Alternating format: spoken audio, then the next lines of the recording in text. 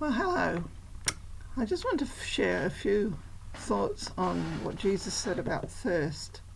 Now, Jesus used many natural illustrations when he was trying to make a spiritual point, and we're all very familiar with sheep and shepherds and seed time and harvest. The Jewish people would have known entirely, certainly what he was talking about, because he used these everyday things that were around him, and he used the illustration of hunger and thirst, the natural things that we all experience, to illustrate a need for him.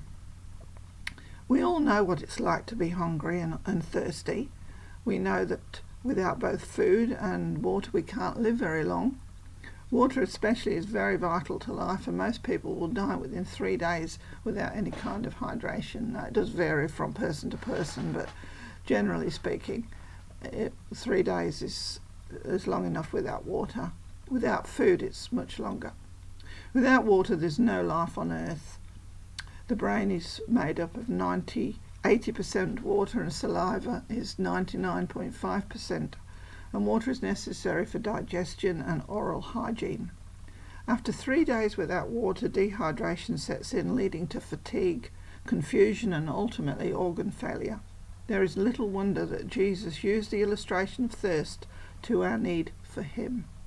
Matthew 5:6 says, "Blessed are those who hunger and thirst for righteousness, for they shall be filled." John 4:13-14, and he was talking to the woman at the well in Samaria. Jesus answered and said to her, "Whoever drinks of this water will thirst again, but whoever drinks of the water that I shall give him will never thirst. But the water that I shall give him will become to him a fountain of water springing up into everlasting life."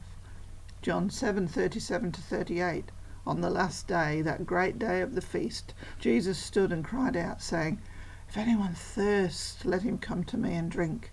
He who believes in me, as the scripture has said, out of his heart will flow rivers of living water." When Jesus cried out in the temple using this idiom of thirst, the Jews would have known exactly what he meant. The psalmist had used the same imagery.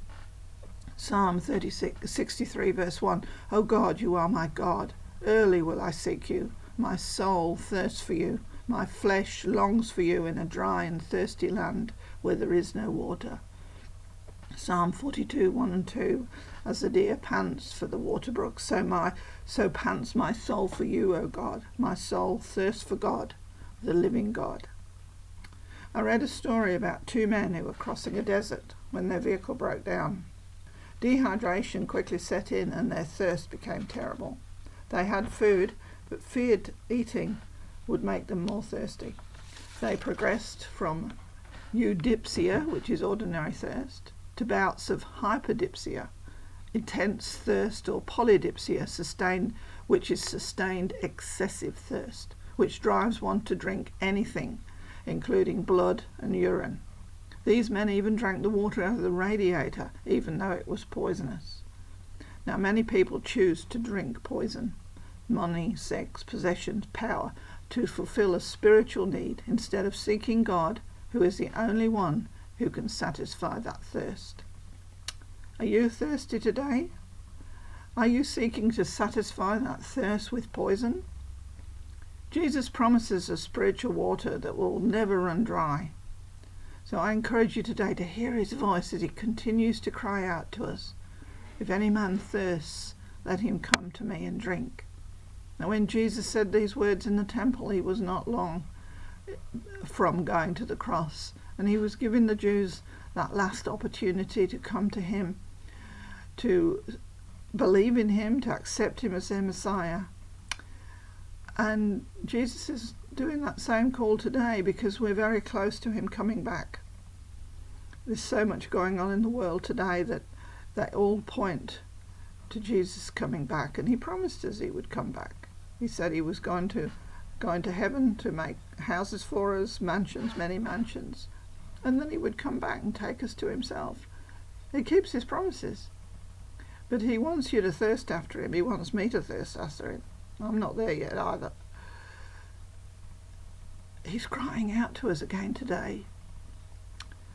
Come to me if you are thirsty. Let us seek his face. Let us be thirsty. Let us hunger and thirst after righteousness like never before. because the time is short. So thank you for listening to me. May God bless you. And I pray that as you seek him, he will seek you and he will find you. And he will find you ready. Ready when that trumpet calls. Ready when the angel shouts with a loud shout. I'm ready. I want to go. But I'm not thirsty yet. I'm not that thirsty yet. I know. But we can ask and we can pray. And we can hope to be thirsty. God bless you.